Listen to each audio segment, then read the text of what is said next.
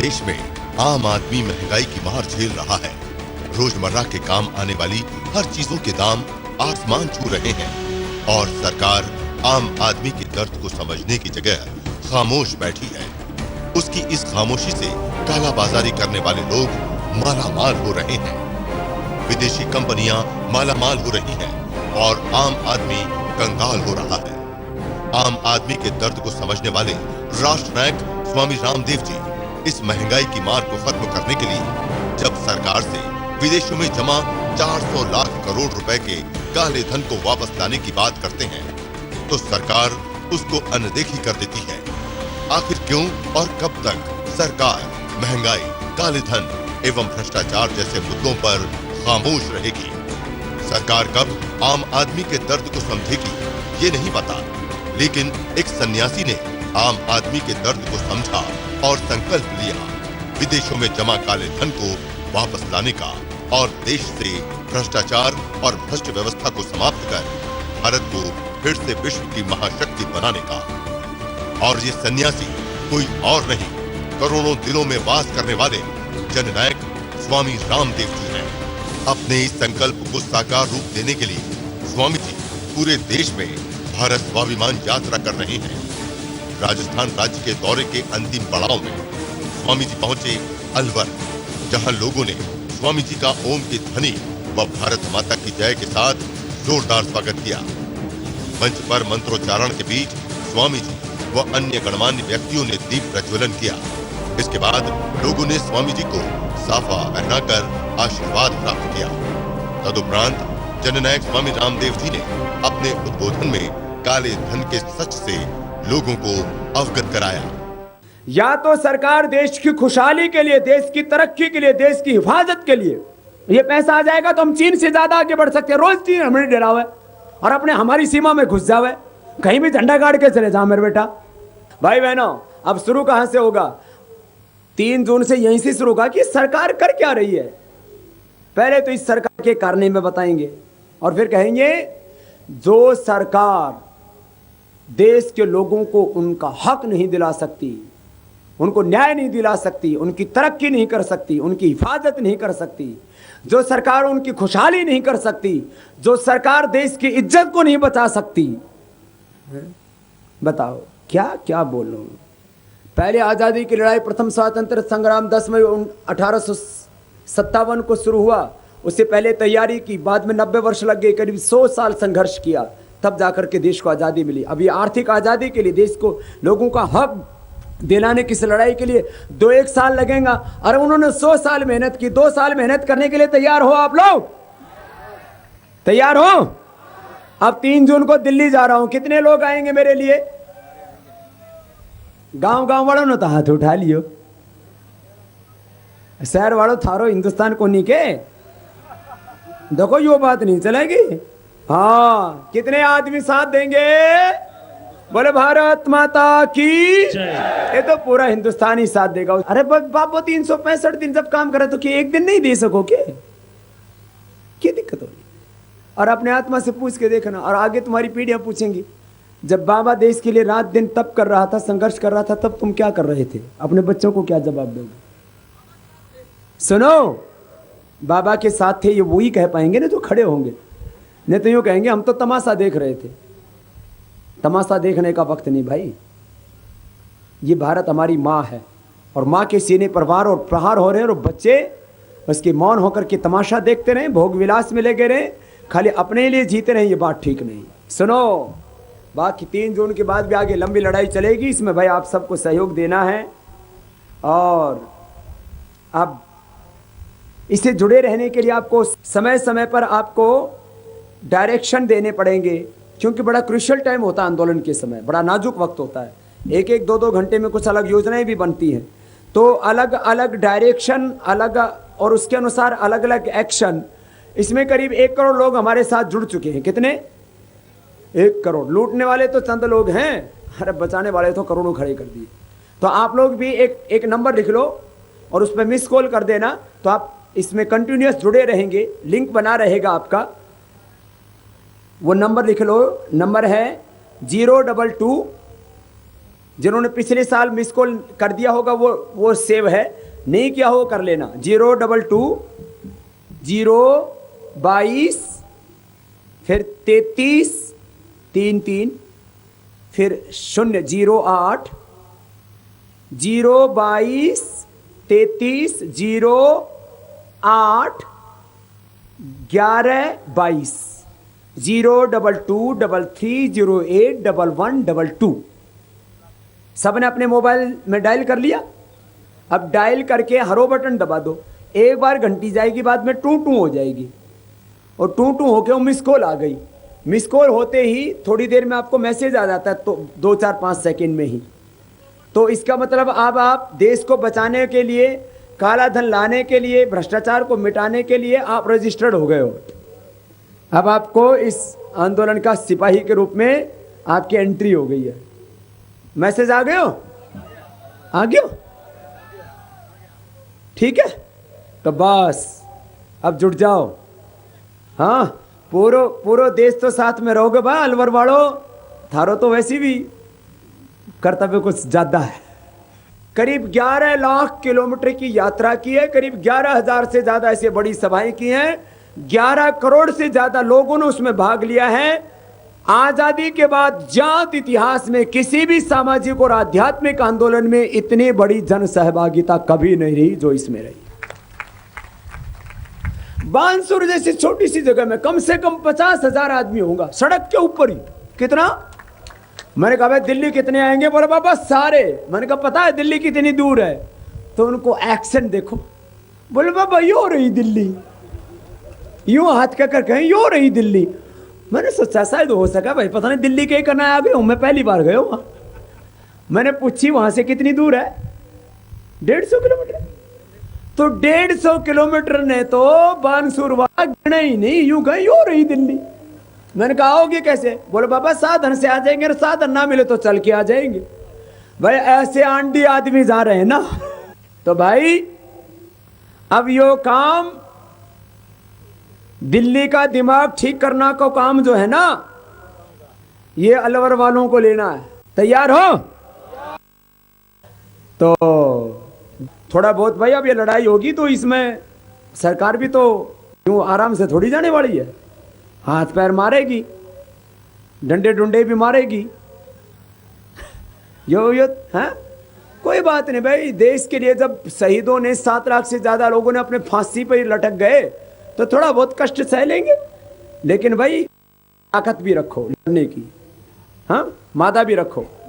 तो ये राजस्थान का हिस्सा, फिर हरियाणा भी पूरा जागृत हो रहा है। अभी वापस जा रहा हूं, पहले एक दौर हो गया था, फिर पश्चिम उत्तर प्रदेश और कुछ हिस्सा जो दिल्ली के 200-300 किलोमीटर का एरिया है ना, ये हमने बना रखा अभी टारगेट। बाकी तो पूरा हिंदुस्तान हम घूम ही चुके हैं। भिंड, मुरैना, ग्वालियर। मैंने कहा भाई कितना होगा? बोला बाबा पूरा का पूरा गांव। ग्वालियर का, चंबल के लोग भी बोले बाबा पहले तो हमने अपने यहां से डाकुओं को भगाया, अब दिल्ली के भी डाकुओं को देख लेंगे। भाई सारे दिल्ली में डाकू नहीं बैठे हैं। और भाई आप थोड़ा थोड़ा सहयोग करोगे तो इस देश को तो लाखों करोड़ रुपए की दौलत है। देखो मुझे इसको समझने में, मैं सच कह रहा हूं, 5 साल लगे कम से कम।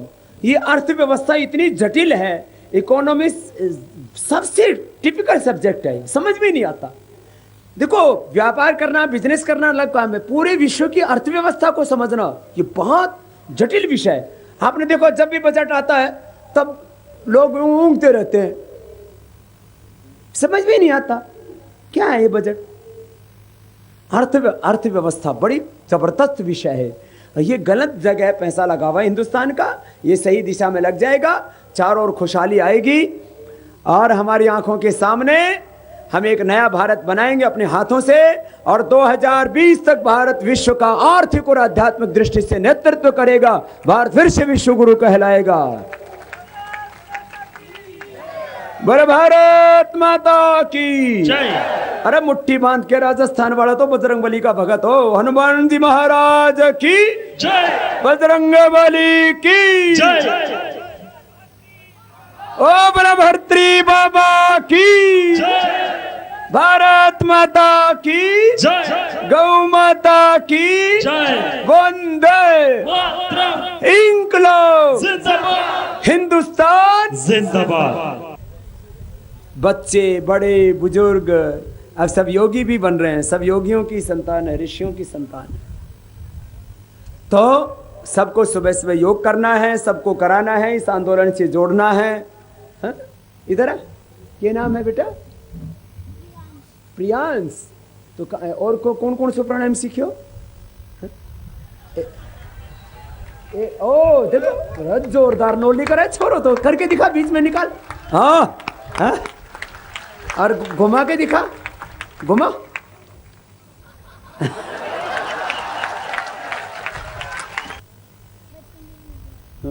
बचपन से ही सीख लिया। बच्चों को ऐसे ही योग करवाया करो, आशीर्वाद है बेटा। हाँ, रोज करता रहिए, अपने सब मित्रों को सिखा जा। अलवर वासियों को भारत स्वाभिमान से जोड़ स्वामी जी चल दिए अलवर जिले के ही रामगढ़ की ओर। लेकिन रास्ते में पड़ने वाले किशनगढ़ के लोगों ने स्वामी जी के काफिले को रोक उनका फूल माला व स्मृति चिन्ह भेंट कर जोरदार स्वागत किया। लोगों को संबोधित करते हुए स्वामी जी ने कहा, सबको बहुत आशीर्वाद है और बहुत प्यार है। अब इस काम को ना अपने को अंजाम तक लेकर के जाना है। एक तरफ अपने को ये व्यक्ति निर्माण का काम कि हमारे देश के लोगों की सेहत अच्छी हो, चरित्र अच्छा हो। जैसे अपने पुरखों के ऊपर अपने को गर्व है, ऐसे ही अपना वर्तमान और अपनी जो भावी पीढ़ियां हैं, हमारी आगे आने वाली जो नस्लें हैं, औलादे हैं, वो ऐसे रास्ते पर चलें कि अपने को लगे कि नहीं, देश हो तो ऐसा, जीवन हो तो ऐसा, परिवार हो तो ऐसे, एक ऐसा आदर्श अपने को स्थापित करना है। ये तो हुई एक मैंने कहा चरित्र की बात दूसरी देश की तरक्की की, देश की हिफाजत की, देश के विकास की, देश की खुशहाली की, जिसमें देश के किसान, देश के बच्चे, देश के जवान, देश के गांव, ये सब आगे बढ़े। और इसके लिए ये सारा जो पैसा गलत कामों में लगा है, देखो भ्रष्टाचार एक प्रश्न है और उसको लूट के लगा कर रखा है। बेईमानों ने 1 लाख टन सोना खरीदे रखा, ये पैसा आईपीएल में लगा रखा है। बताओ, बहुत दारू पिए मेरा बेटा। अब बताओ, इस क्रिकेट से कोई किसानों का, जवानों का, बालकों का, देश का कोई भला हुआ? सारे बालक और खराब कर दिए। बालक जो है वो टीवी देखने में पढ़ाई करे ही नहीं, चौपट हो गई। तो ये सारे काम को अपने को अंजाम तक लेके जाना है और इस काम में आप सब लग करके जोर से पहले लगे हो, आगे भी लगे रहना। और अपने तहसील प्रभारी, क्या नाम भाई? राजेश, ये भी बहुत प्यारे भाई हम, बहुत। तो सबको लग करके इस काम को लगातार आगे गति देते रहना। और 3 जून को दिल्ली में भी पूरा जोड़ का टोला बढ़ा के आइयो, ठीक है? अब ज्यादा दूर नहीं, और आगे फिर लड़ते रहेंगे और लड़ेंगे और जीतेंगे। ये तो सच और झूठ की लड़ाई है। ये तो एक वजीर और फकीर की लड़ाई है भाई। अब देखना, तो मैं फकीर के साथ खड़े, फकीरों के साथ खड़ा हो गया कि वजीर के? बस। तो सबको बहुत बहुत आशीर्वाद। किशनगढ़ गांव के लोगों की तरह रास्ते में अन्य गांव के लोगों को आशीर्वाद देते हुए स्वामी जी पहुंचे रामगढ़, जहां लोगों ने स्वामी जी का विशाल फूलों की माला पहनाकर ऐतिहासिक स्वागत किया। तदुपरांत युगपुरोधा स्वामी रामदेव जी ने अपने उद्बोधन में लोगों को चरित्र निर्माण के साथ साथ राष्ट्र निर्माण की शिक्षा दी। अपने दिल से, अपने आत्मा से पूछो, अपने आत्मा से पूछो, बीड़ी, सिगरेट, तंबाकू, शराब पीनी चाहिए? अंदर से क्या आवाज आती है? बोलो, नहीं की आवाज आती है ना। इसका मतलब भीतर वाला उस काम को करने से रोकता है। ये आत्मा में परमात्मा की पुकार है। ये क्या है? आत्मा में परमात्मा की पुकार है। ये भगवान कहते हैं ना भाई, भगवान का रास्ता पर चलो, धर्म का रास्ता पर चलो। धर्म क्या है? भगवान क्या है? शुभ क्या है? सत्य क्या है? सब बड़े कहते हैं अच्छाई का रास्ता पर चलो, सच्चाई का रास्ता पर चलो, भगवान का रास्ता पर चलो। क्यों? भगवान को रास्ता किस है? ये सच्चाई को रास्ता। जिस काम को करने से आत्मा रोके, हर समय हमारी आत्मा में एक पुकार, एक आवाज, एक प्रेरणा उठती रहती है उस भगवान की और से एक संदेश आता रहता है। क्या आता रहता है? आत्मा में उस परमात्मा का संदेश आता रहता है, उसकी प्रेरणा उठती रहती, उसकी आवाज, उसकी पुकार उठती रहती। आत्मा वारे दृष्टव श्रोतव मंतव्य निदिध्यास। जिस काम को करने से आत्मा रोके वो काम कभी मत करना, चाहे उसमें कितना ही लाभ दिखता हो सामने। मुझे लोग कहे बाबा तू 3 बजे से रात को 10 बजे तक ला कर बाप वही बनना था तो फिर इतना झंझट बोल क्यों ले रखा। मैंने कहा भाई देखो तुम गृहस्थ होते हो ना तो अपने 2-4 टापरिया ठिकरिया के बारे में सोचो। हमने शादी नहीं की, विवाह नहीं किया, ब्याह नहीं किया, इसीलिए हमने 121 करोड़ भारतीयों को अपना परिवार माना और हम चाहते हैं वो सब खुशहाल रहे, सच्चाई के रास्ते पर चले, धर्म के रास्ते पर चले, नेकी के रास्ते पर चले। अपनी आत्मा के विरुद्ध मत चलो, बस एक ही बात है, अपने आत्मा के विरुद्ध मत चलो, यही धर्म है। आज जब मैं तो इधर भाषण दे रहा हूं कि देश में से महंगाई खत्म हो, गरीबी खत्म हो, बेकारी खत्म हो, है? कोई दुखी ना रहे, और 7.5 रुपए यहां हम बैठे रहे उन्हें भाव बढ़ा दिए पेट्रोल का। अब बताओ क्या करोगे इस सरकार को। सरकार लूटे अपनी प्रजा ने, कोई माँ बाप अपना बालकों को खून पीवा, ये सरकार तो अपनी प्रजा का खून पी रही है। 25 रुपए को पेट्रोल आवे और बेचा 70, अब तो हो गया 80 हो गया, 70 से 80 रुपया बेचा। पहले कितना था? पहले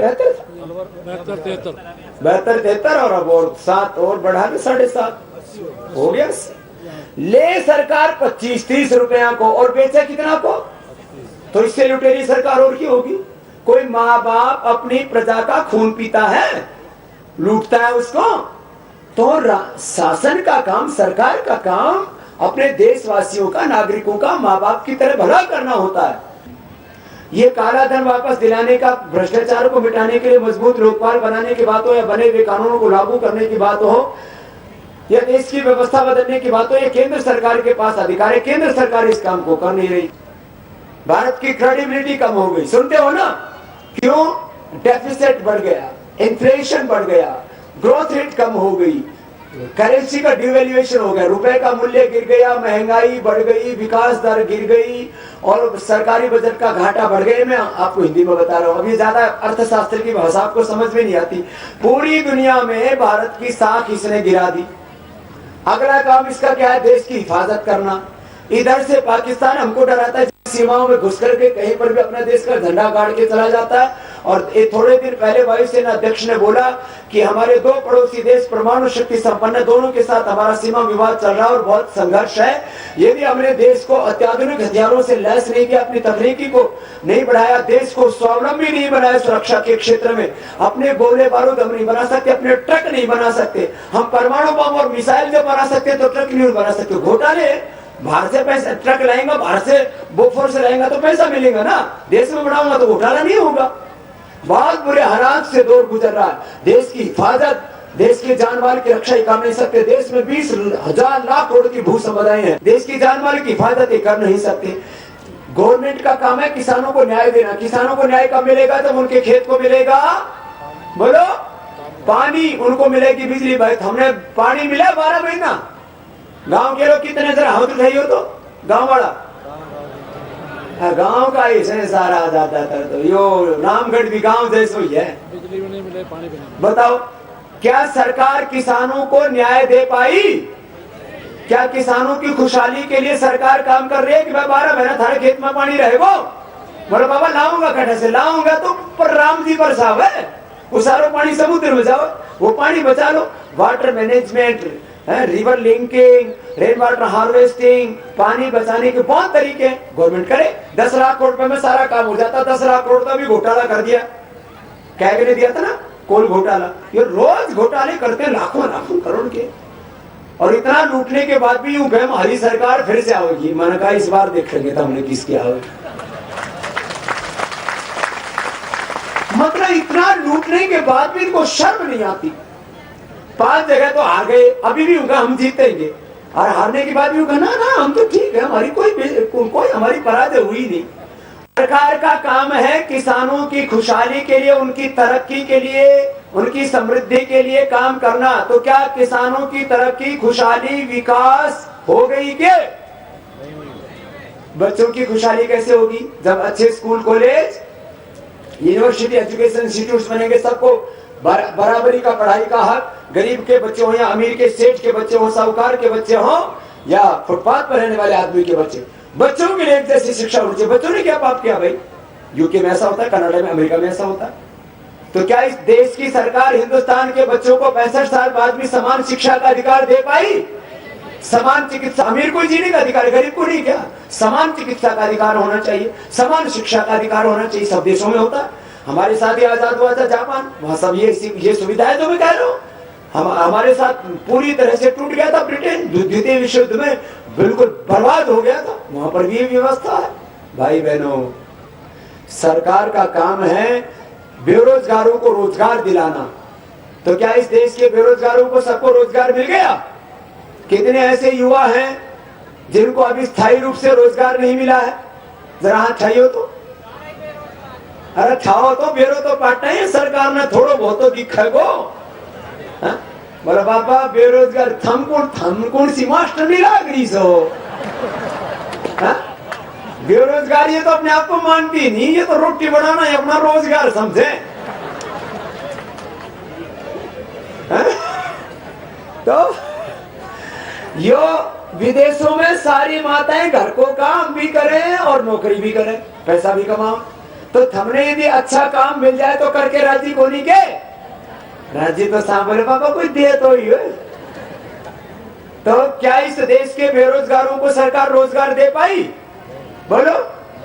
इस देश के जो दलित हैं, वाल्मीकि हैं, वनवासी, उनका ये भला कर पाई? अभी बेचारे ऐसे बदहाली में जीते। तो ये 400 लाख करोड़ पे आएगा तो सबकी तरक्की हो जाएगी। मैंने कहा ना, ये सरकार तो अंधी, बहरी, गूंगी। मेरे से बोले पापा 3 जून को क्यों होगा? मैंने कहा 3 जून को जो होगा हम बताएंगे कि सरकार का ये काम होता है, इसके लिए सरकार बनाई जाती है। सरकार में जो मिनिस्टर बैठे हैं ना, इनके बंगले बताए किसके पैसे से बने? आपके और हमारे पैसे से बने। इनकी जो गाड़ियां घूमती है ना, ये किसके पैसे से घूमती है? हमारे पैसे से। इन गाड़ियों में पेट्रोल किसका जलता है? हमारा। इनके टेलीफोन के बिल कौन भरते? हम लोग। सब चीजों का टैक्स है, कोई चीज बिना टैक्स के। तो ये फिर ये इतना पैसा इनके ऊपर खर्च करती है, इनका ड्यूटी भी तो होगी कुछ। तो जो सरकार अपनी ड्यूटी नहीं करती उसको सत्ता में रहने का अधिकार। यदि ये सरकार काला धन नहीं लाती, भ्रष्टाचार नहीं मिटाती, देश की तरक्की के, खुशहाली के लिए, विकास के लिए काम नहीं करती, देश की हिफाजत नहीं कर सकती, देश की इज्जत प्रतिष्ठा को बरकरार नहीं रख सकती, तो फिर इसको शासन करने का अधिकार। ये काम करना है अब 3 जून से। तो 3 जून को दिल्ली कितना आवेगा हमारे साथ? रामगढ़वाड़ा इतना। अरे भाई बड़ा जोर का है, एक बार तालियां बजाओ भाई। रामगढ़ वासियों को व्यक्ति निर्माण के साथ राष्ट्र निर्माण की शिक्षा देने के पश्चात स्वामी जी चल दिए हरियाणा राज्य की ओर। राजस्थान में लाखों लोगों ने काले धन व भ्रष्ट व्यवस्था के खिलाफ स्वामी जी द्वारा चलाए जा रहे भारत स्वाभिमान अभियान को अपना समर्थन दिया।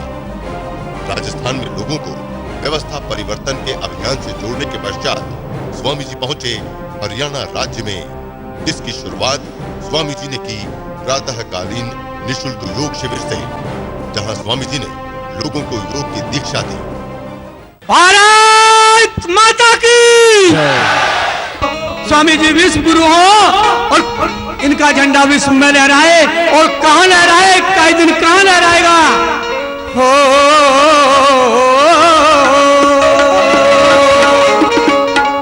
कई दिन दिल्ली पे लहरावेगो यू नाम देव को झंडा। कई दिन दिल्ली पे लहरावेगो यू नाम देव को झंडा। और राम देव को झंडा, प्यारे राम देव को झंडा। कई दिन दिल्ली पे लहरावेगो यू नाम देव को झंडा।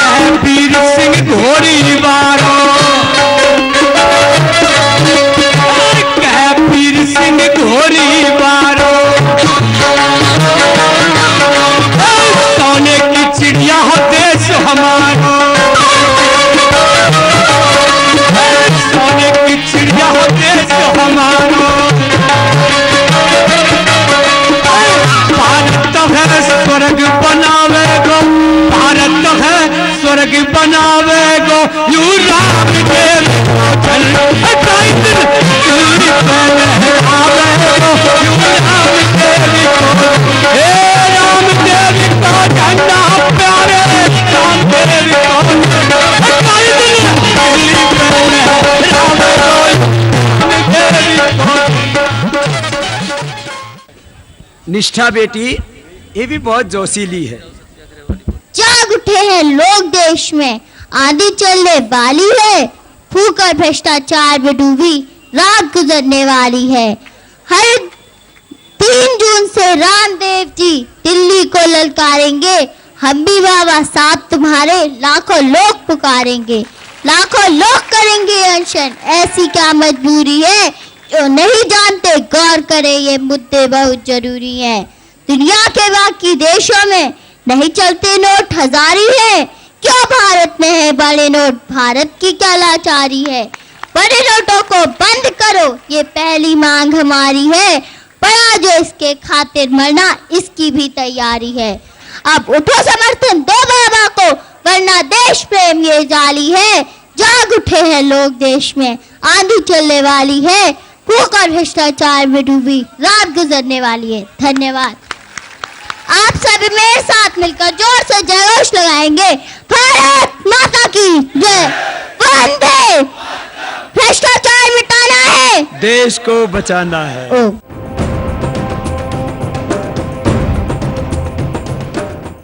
स्वामी जी पहुंचे एडवांस शिक्षण संस्थान पलवल में, जहां स्वामी जी के साथ पूज्य स्वदेश जी महाराज भी मौजूद थे। मंच पर लोगों ने स्वामी जी महाराज एवं स्वदेश जी महाराज का माल्यार्पण किया व शॉल भेंट कर आशीर्वाद प्राप्त किया। तदुपरांत युग दृष्टा स्वामी रामदेव जी ने अपने उद्बोधन में कहा, जिस तरह से पूरी दुनिया में विकास की दौड़ लगी हुई है, हम जब अपने हिंदुस्तान को देखते हैं, जहां हम पहुंचे वहां हमें गर्व है, लेकिन जहां हमें पहुंचना चाहिए था वहां हम नहीं पहुंच पाए, इसके लिए बहुत अफसोस भी होता है, दर्द भी होता है, वेदना भी होती है, पीड़ा भी होती है। कुछ लोग देश लूट रहे हैं,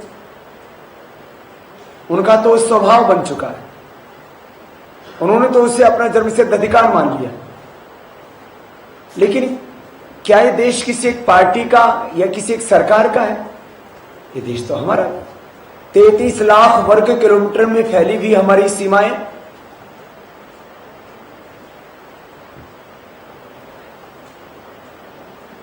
ऊपर से जम्मू कश्मीर, हिमाचल, उत्तराखंड से लेकर के और पूरे पूर्वांचल को हम देखते हैं तो हिमालय क्षेत्र इतना बड़ा हमारे साथ लगा हुआ। इसमें बायोडायवर्सिटी की दृष्टि से देखें, जैव विविधता की दृष्टि से देखें, जल जंगल जमीन की दृष्टि से देखें, जड़ी बूटियों की दृष्टि से देखें, मौसम की दृष्टि से देखें, मानव संसाधन की दृष्टि से देखें, जल संसाधन की दृष्टि से देखें, तो हमारा देश बहुत उन्नत है। लेकिन ना तो हम अपने जल संसाधन का ठीक से उपयोग कर पा रहे हैं, ना हम अपने जंगलों को ठीक से बचा पा रहे हैं, और ना ही जो काट चुके हैं जंगल उसको ठीक से उसकी भरपाई कर पा रहे हैं। इस आंदोलन से जुड़ने के लिए जो अपना एक मिस कॉल नंबर है, तो आपको लगातार इसमें इंफॉर्मेशन आती रहेंगी। तो 02233081122 इस नंबर पर मिस कॉल भी करना, जिससे कि आप लगातार इस मिशन के साथ जुड़े रहें।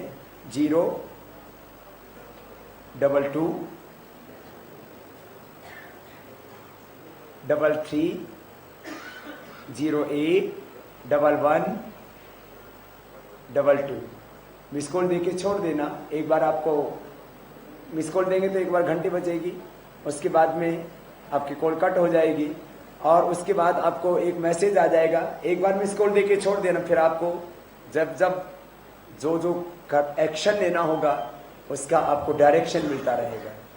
आप सभी भाई बहनों को मेरा हृदय से बहुत बहुत प्रेम भरा स्नेह, नमन, प्यार और आशीर्वाद। बहुत बहुत धन्यवाद। एडवांस शिक्षण संस्थान पलवल में लोगों को प्रेरणादायी उद्बोधन देने के पश्चात स्वामी जी चल दिए होडल की ओर। लेकिन रास्ते में पड़ने वाले औरंगाबाद व बंजाली गांव के लोगों ने स्वामी जी के काफिले को रोक उनका फूल माला व शॉल भेंट कर जोरदार स्वागत किया। लोगों को संबोधित करते हुए स्वामी जी ने कहा, करना यह है, अपना एक तो जीवन बहुत अच्छा होना चाहिए और अपना भारत बहुत ताकतवर होनी चाहिए। गांव में ताकतवर कौन होगा बोले तो? जिसके पास चवन्नी हो। गांव में ताकतवर कौन? जिसके पास पैसे हो। देश ताकतवर कौन? जिसके पास पैसा हो। तो देश का पैसा इन बेईमान लोगों ने लूट के जमा कर लिया। इनसे लेकर देश के विकास में, किसानों की भलाई में, जवानों की भलाई में, विद्यार्थियों की भलाई में लगाना है तो अपना हिंदुस्तान खूब आगे बढ़ेगा और सबको इस काम में हाथ बटाना है। तो यह काम वास्ते 3 जून को दिल्ली में कार्यक्रम हो रहा है, उसके बाद अगस्त को होगा। तो 3 जून को औरंगाबाद वाले कितने पहुंचेंगे दिल्ली? सबरे। तो बस ये काम होगा तो हिंदुस्तान में न किसान, न जवान, न बच्चा, न बुजुर्ग कोई कमजोर नहीं रहेगा, क्योंकि लूट को हिसाब लिए जाएगा 400 लाख करोड़ रुपए की। कितने? अरे जोर से तो बोलो। और ये पैसा आने के बाद में हिंदुस्तान का किसान, जवान, बुजुर्ग, हिंदू, मुसलमान, दलित, वाल्मीकि कोई कमजोर तो बोलो ऐसे भारत बनाना है ना। राम राम भाई, राम राम। तो चले, बोले भारत माता की, भारत माता की वंदे। अब नए भारत के निर्माण में बड़ी भूमिका निभाओ पंचारी वालों। हाँ,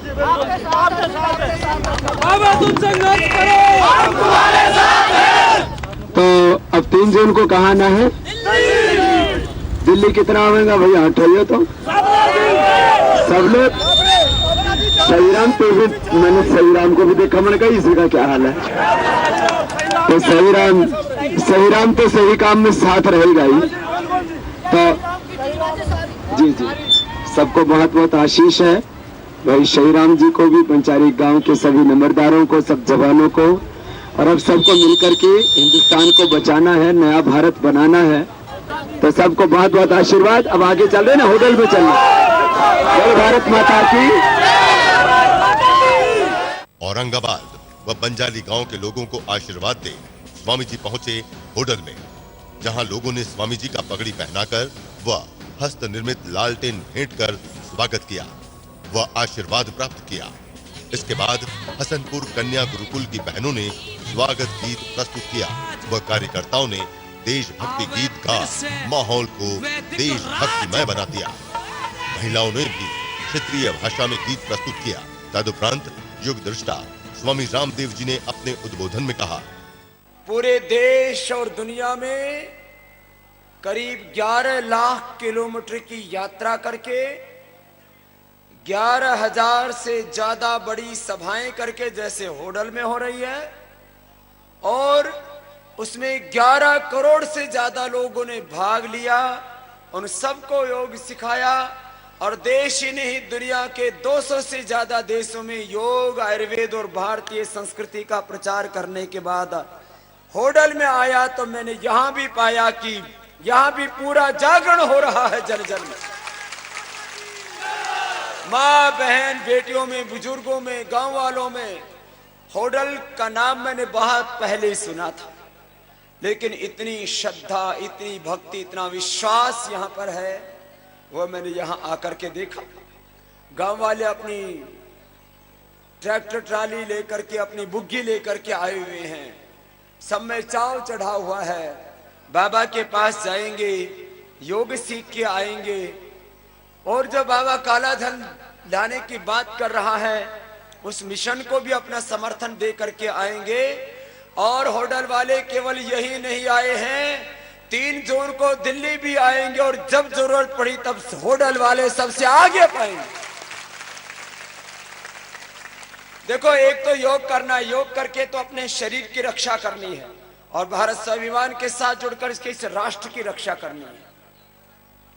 शरीर हमारा बीमारियों से, रोगों से, तरह तरह की बुराइयों से बेकार हो गया है।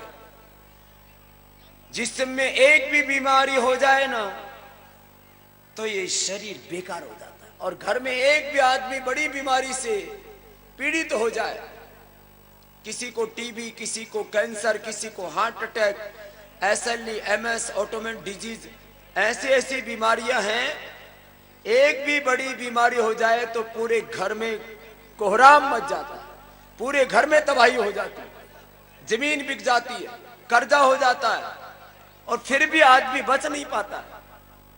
तो आप दवा और दारू का खर्चा 0 हो जाएगा योग करने से। किसको खर्चो? दवा को खर्चो और दारू को खर्चो, और 2 खर्चा बंद हो जाए तो निखर्चे ही हो जाए। रोज प्राणायाम करो, सुबह उठ के पानी पिया करो, बैठ के पानी पिया करो, दिन में 3 से 4 लीटर पानी पिया करो। औषधि की दृष्टि से लहसुन प्याज बहुत अच्छा है, लेकिन थोड़ा दुर्गंध। अब जैसे कोलेस्ट्रॉल की प्रॉब्लम है, जोड़ों में दर्द की दिक्कत है, हार्ट की दिक्कत है, इसमें नेचुरल स्टीरॉइड होता है लहसुन में, लहसुन खा लो ठीक हो जाता। प्याज गर्मी के लिए, और शीशम के पत्ते और ये बेल के पत्ते। फिर बहुत गर्मी लगती है तो आंवले का जूस पी लो, आंवले के रसायन खा लो, अमृत रसायन, ये जैसे सर्दियों में च्यवनप्राश होता है खा लो, शरीर ताजगी रहती है। खैर ये कुछ और बातें। जोड़ों में कितना ही दर्द हो, हल्दी मेथी सौंठ का पाउडर करके और 2-3 ग्राम सुबह 2-3 ग्राम शाम को खा लो। और ये कोई ग्वार पट्टा होता है ना, ग्वार पट्टा, गिलोय और तुलसी, ये तो हर घर में लगा के रखा करो। ये तो है गिलोय, क्या बोलते हैं इसको? गिलोय, नीम गिलोय, गिलोय गुर्च गुड़ूची तेपतिग्गा। इसकी इतनी सी डंडी कूट के पी लो या इसकी गोली खा लो, कैसा ही भयंकर बुखार हो, कितना ही भयंकर डेंगू हो, मलेरिया हो, चिकनगुनिया हो, और जो इसकी ये इतनी सी डंडी खा लेते हैं ना सप्ताह में एक बार भी, जिंदगी में उनको कभी बुखार नहीं आ सकता 100 साल तक। मुझे कभी नहीं आता। और पहले हमारे जो बड़े बुजुर्ग नियम संयम से रहा करते थे वो तो 100 साल तक ऐसे ही जिया करते थे, उनको ना बीपी, ना शुगर, ना बुखार, ना उल्टी, ना दस्त। हमने अपनी दादी को देखा, एक दिन भी वो फत्ती, नाम तो हमारी दादी को, वो फत्ती एक दिन भी बीमार नहीं हुई, बुखार भी नहीं चढ़ा कभी, दूध रोटी खाया करे थे। यो कोका कोला पेप्सी ना पियो फत्ती ने। आजकल तो छोरा कोका कोला पेप्सी पीवे और आओ कुछ तूफानी करते हैं, फिर थम्स अप पीते हैं। प्यास बुझाओ, प्यास लगाओ, प्यास अच्छी है, फिर लिम्का पीते हैं। अरे मेरे बेटे छाछ पी, दूध पी, नींबू पानी पी, और नींबू पानी नहीं मिलता, दूध छाछ नहीं मिलती तो कम से कम शुद्ध पानी तो पी ले, जहर मिला के क्यों पियो बावड़े? Coca Cola Pepsi Thums Up पिए जा रहे हैं, और देश का पैसा देश में रहना चाहिए, विदेश में जाता है Coca Cola Thums Up Pepsi पीने से, कोलगेट पेप्सोडेंट प्रयोग करने से, लक्स लाइफ बॉय प्रयोग करते हैं, फिर फेयर एंड लवली भी लगाते हैं। ये मत लगाया करो। अच्छा ये बीरबानी खरीद के लाओ, ये मर्द पीछे से लगावा कि मैं भी गोरो हो जाऊंगा।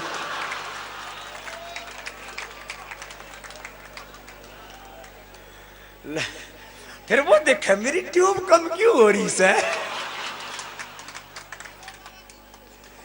तो भाई कपाल भाती करो, चेहरा चमकेगा, कोई ट्यूब लगाने की जरूरत नहीं। हाँ एलोवेरा पियो, ये गिलोय, गिलोय से तो 100 नहीं 150-200 साल की आयु रहेगी।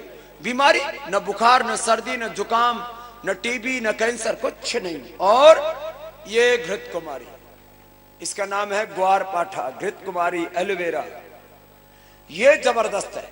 इसको चेहरे पर लगाओ तो नेचुरल कलर 100 साल तक रहेगा कम से कम। अरे बस 100 साल के बाद में किसी ने जाना भी पड़े तो हमने ठेको ले रखो सड़े रहने को, दूसरा भी तावेगा तो 100 साल तक एकदम फर्स्ट क्लास तबीयत रहेगी, चेहरा टनाटन रहेगा।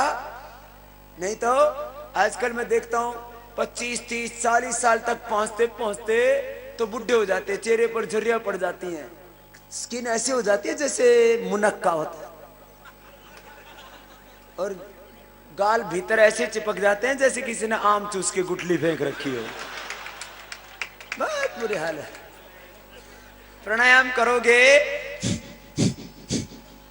और ये ग्वार पट्टे का जूस पीना, शरीर में खाया पिया लगेगा, और ज्यादा भी नहीं लगेगा, जैसे कुछ एकदम खा पी करके ऐसे गोल मटोल बोरी भर के हो जाते हैं, वो भी ठीक नहीं है। एक बार पट्टे से ताकत भी आती है शरीर में।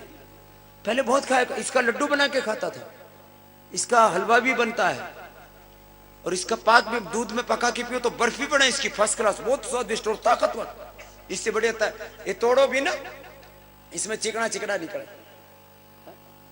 ये देखो कहीं से भी तोड़ो इसको, क्या निकलता है बोलो? चिकना। इतना घी भी चिकना हुआ है, चिकना चिकना है। और हरियाणा वाले ने तो घी मिल जाए तो जैसे राम मिल गयो, घी के पीछे तो ऐसे पड़े। ये चिकना चिकना है, ये इसमें सबसे ज्यादा ताकत है और इससे कमजोरी बिल्कुल नहीं रहती। अब बात आती है देश की। सुनो भाई, गांव में सबसे ज्यादा इज्जत किसकी होती है? जिसके पास पैसा हो, बड़ी जमीन हो। तो जिसके पास में करोड़ 2 करोड़ गांव में हो तो बोलो उसकी इज्जत होती है कि नहीं होती? और दुनिया में किस देश की इज्जत होती है? जिस देश के पास पैसा होता है। हमारे देश का पैसा लूट लिया इन बुरे लोगों ने, कुछ जमा कर दिया बाहर और कुछ जमा कर लिया भीतर। इसी को कहते हैं ब्लैक मनी। इसको क्या कहते हैं? और इन्होंने इस पैसे को लूट करके इससे कुछ तो बाहर जमा करा दिया, स्विट्जरलैंड में और अमेरिका में, इंग्लैंड में, मॉरिशस में, सिंगापुर में, सब जगह बाहर जमा करा दिया। कुछ तो जमा करा दिया बाहर, कुछ जमा कर लिया भीतर, कुछ की खरीद ली जमीन, और सबसे ज्यादा खरीदा है सोना। बेईमानी का, रिश्वतखोरी का, लूट के पैसे से सबसे ज्यादा क्या खरीदा है? सोना, गोल्ड, ज्वेलरी। कितना पैसे की खरीद रखी है? 1 लाख टन सोना खरीद रखा है बेईमान लोगों ने। कितना? अरे जोर से तो बोलो। 1 तोड़ा सोना को क्या भाव है? 30,000। और 1 किलो को 30 लाख। और 1 लाख टन की कीमत कितनी होगी? 300 लाख करोड़। तो लूट करके उसको किस में लगा दिया? पैसे को सोने में। ये पैसा यदि खेती में लगता, किसानों को पानी की व्यवस्था ठीक कराने में लगता, उनकी बिजली के लिए लगता, तो खेतों में 12 महीने हरियाली रहती, उनको 12 घंटे फ्री मुफ्त में बिजली मिलती, अच्छा बीज और खाद मिलता, तो हिंदुस्तान का किसान कमजोर नहीं होता बल्कि सबसे ज्यादा धनवान होता। वो देश को यदि बेचने में लगे हैं तो आज 1-2 नहीं, हजारों नहीं, लाखों करोड़ों हाथ देश को बचाने में लगे। कितने हाथ हमारे साथ का आएंगे इस काम में, काला धन लाने में, भ्रष्टाचार मिटाने में? सबके साथ बोले भारत माता की। तो इसके लिए 3 जून को कहां आना है? 3 जून को दिल्ली में कितना आएगा? कैसे आओगा? कितनी दूर है यहां से दिल्ली? बस। तो भाई अब इस देश को बचाने में, काला धन लाने में, भ्रष्टाचार मिटाने में, एक नया भारत बनाने में होडल एक नया इतिहास रचेगा, ऐसा मैं आपसे अपेक्षा करता। सुनो भाई बहनों, ये बहुत बड़ा काम है और ये काम हमने कर दिया तो एक नया इतिहास बन जाएगा और आने वाली हमारी जो पीढ़ियां, नस्लें हैं, वो सुखी हो जाएंगे और ये भारत फिर से दुनिया का नेतृत्व करेगा। फिर अमेरिका वर्ल्ड सुपर पावर नहीं होगा। सुपर पावर कौन बनेगा? भारत। सुपर पावर किसको बनाना है? और भारत जब सुपर पावर बनेगा और ये धन जो बेईमान लोगों ने लूटा है, ये देश के विकास, तरक्की, खुशहाली में लगेगा, तो इस देश के किसान फिर आत्महत्या नहीं करेंगे। देश के बच्चों को विदेश में पढ़ने के लिए जाने की जरूरत, और हिंदुस्तान के जवान बेरोजगार, हिंदुस्तान के हिंदू हो, मुसलमान हो, दलित हो, वनवासी, भारतवासी, सब सुखी रहेंगे। भाई बहनों, ये जो है मैंने सुबह ही कहा था कि ये 7.5 रुपए बढ़ा के 8 रुपए बढ़ा के फिर 2-2.5 रुपए कम कर देंगे, देश में शोर मचेगा। तो भाई बहनों, इस पूरे आंदोलन में हरियाणा को बड़ी भूमिका निभानी है। हरियाणा कुछ राजस्थान का हिस्सा, कुछ मध्य प्रदेश का, पश्चिम उत्तर प्रदेश। भारत को विश्व गुरु बनाने के लिए, दुनिया की सबसे बड़ी आर्थिक और आध्यात्मिक शक्ति बनाने के लिए होडल वालों को एक इतिहास रचना है और एक बड़ी भूमिका निभानी है। 3 जून से जंग शुरू होगी और ये जंग दूर तक जाएगी और हम अपने हाथों से एक नया भारत बनाएंगे। इसका एक संकल्प लेकर के जाएंगे। हमारा देश पहले भी कमजोर नहीं था और आज भी कमजोर। पहले अंग्रेजों ने लूटा, एक एक अंग्रेज अधिकारी, रॉबर्ट क्लाइव 900 सोना चांदी का जहाज भर करके लूट के लेके गए। फिर और दूसरे शासकों ने लूटा। देश में लूट जारी, अब इसको खत्म करना है और एक नए भारत के निर्माण को, अपने संकल्प को अपने हृदय में संजो करके आगे बढ़ना है। गांव से यहाँ होडल से शहर है, छोटा कस्बा है, यह अपना आरोग्य केंद्र भी है। तो स्वदेशी उत्पाद तो वहां से लेना, किसी को ज्यादा दिक्कत हो तो औषधि भी प्रयोग कर लेना। यहाँ होडल शहर के अलावा गांव से कितने आए हैं? तो गांव ही बैठे हैं पूरे। मैं भी एक छोटे से गांव में, एक किसान के परिवार में, अनपढ़ माँ बाप के घर में पैदा हुआ। मैंने अपने हाथों से गाय भैंसों की सेवा की है, खेत में फसल की है, बोई है, काटी है, गोबर उठाया है और दिल में एक सपना है कि उस गांव के अंतिम आदमी को, उस किसान को, उन गांव के बच्चों को, जवानों को ऊंचा उठाना है और उनको भी बराबरी का हक दिलवाना।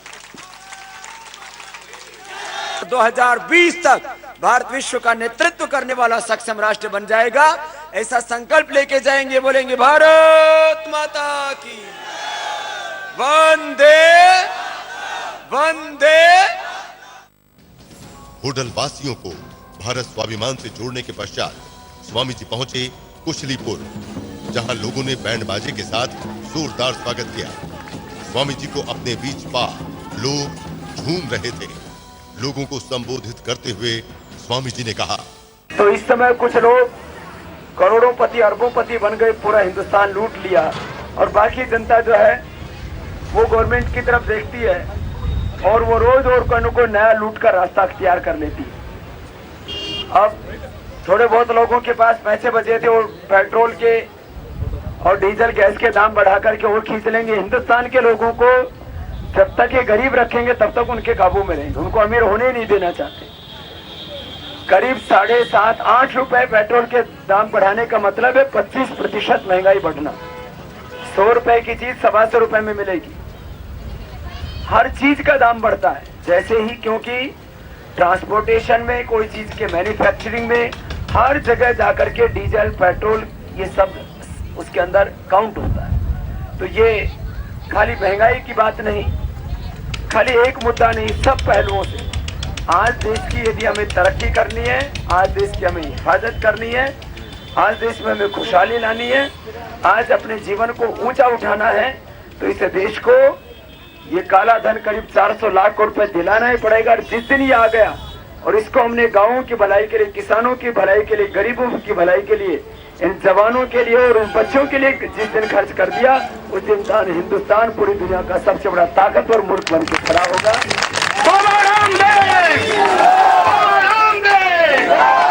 कुशलीपुर के लोगों को आशीर्वाद दे स्वामी जी पहुंचे बामन खेड़ा, जहां लोगों ने माल्यार्पण कर जोरदार स्वागत किया।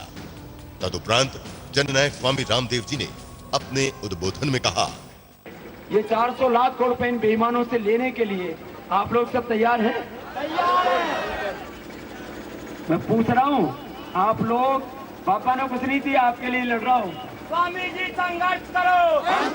तो अभी 3 जून को ये काम शुरू होगा दिल्ली में और उसके बाद फिर ये चलेगा भी थोड़े दिन तक। 6 महीने थोड़ा संघर्ष करना पड़ेगा, बीच बीच में कभी कभी ज्यादा कभी कम। तो 3 जून को दिल्ली में कितने लोग यहाँ बामनी खेड़ा से आने के लिए तैयार हैं? जरा हाथ खड़ा करियो। अरे बामनी खेड़ा से नहीं, बामनी ना होगी तो और कौन होगी? आज जितने भी बड़े बुजुर्ग और जवान यहाँ हैं, बाबा जी की झोली में अपना नशा पत्ता, से दारू का करता हो, से बीड़ी सिगरेट, कोई भी नशा, या अपने धर्म के, अपने संस्कृति के, अपने परंपरा के, अपने पुरखों के, अपने खानदान की विरुद्ध बात है। आज से सब गांव ने खेड़ा वाले संकल्प ले लो कि भाई अपने को एक ऐसा आदर्श जीवन जीना है। लोग का जीवन होता है, ऐसा गांव होता है। बात समर्थन दे रहे हो ना मेरी बात का?